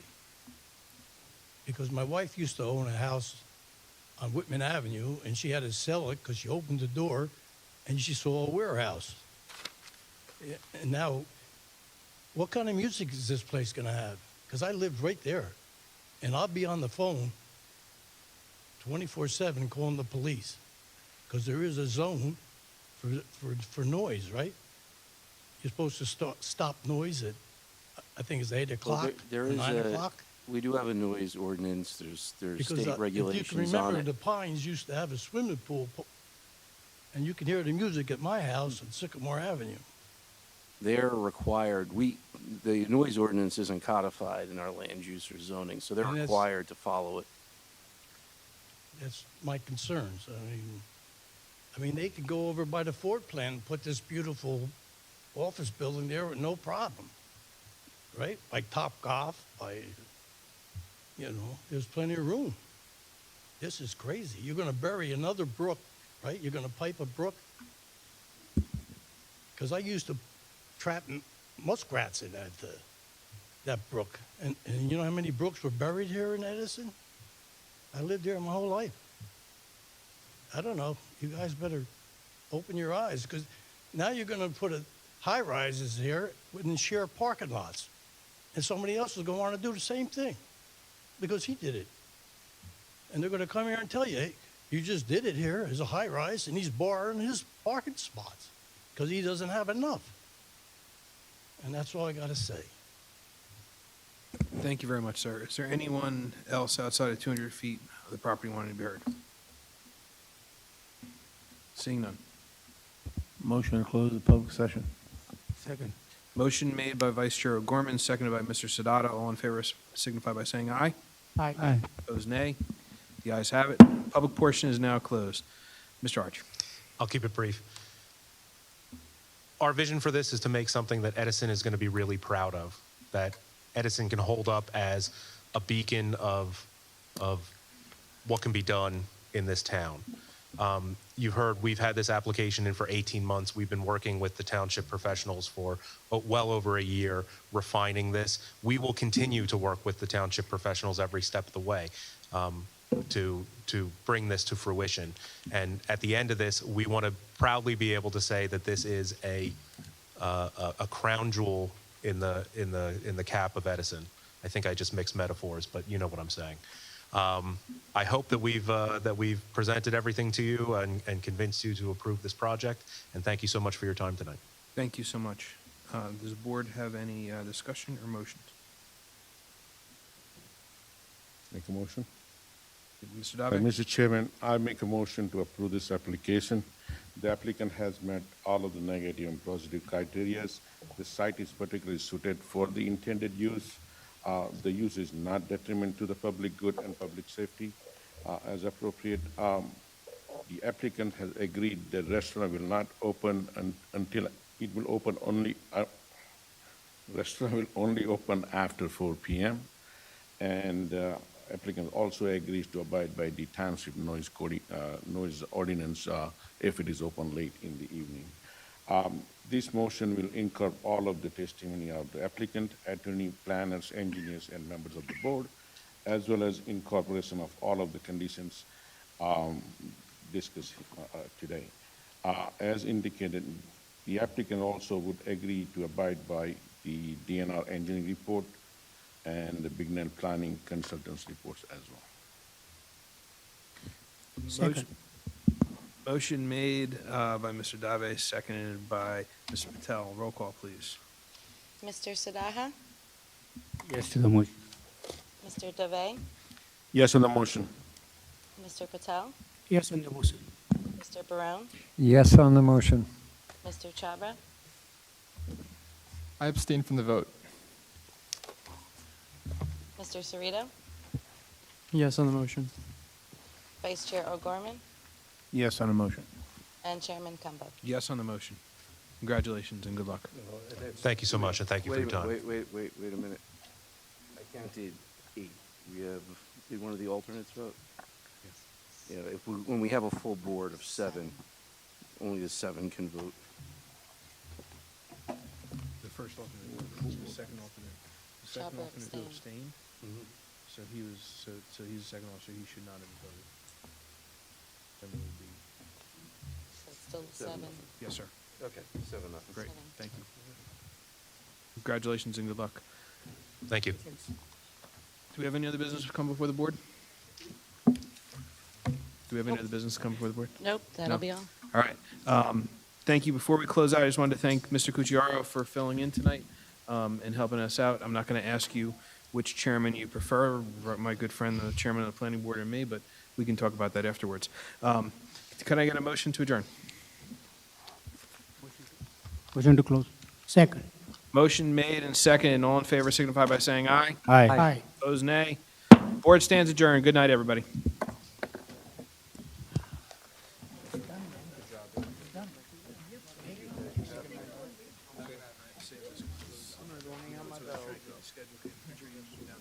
Fantastic.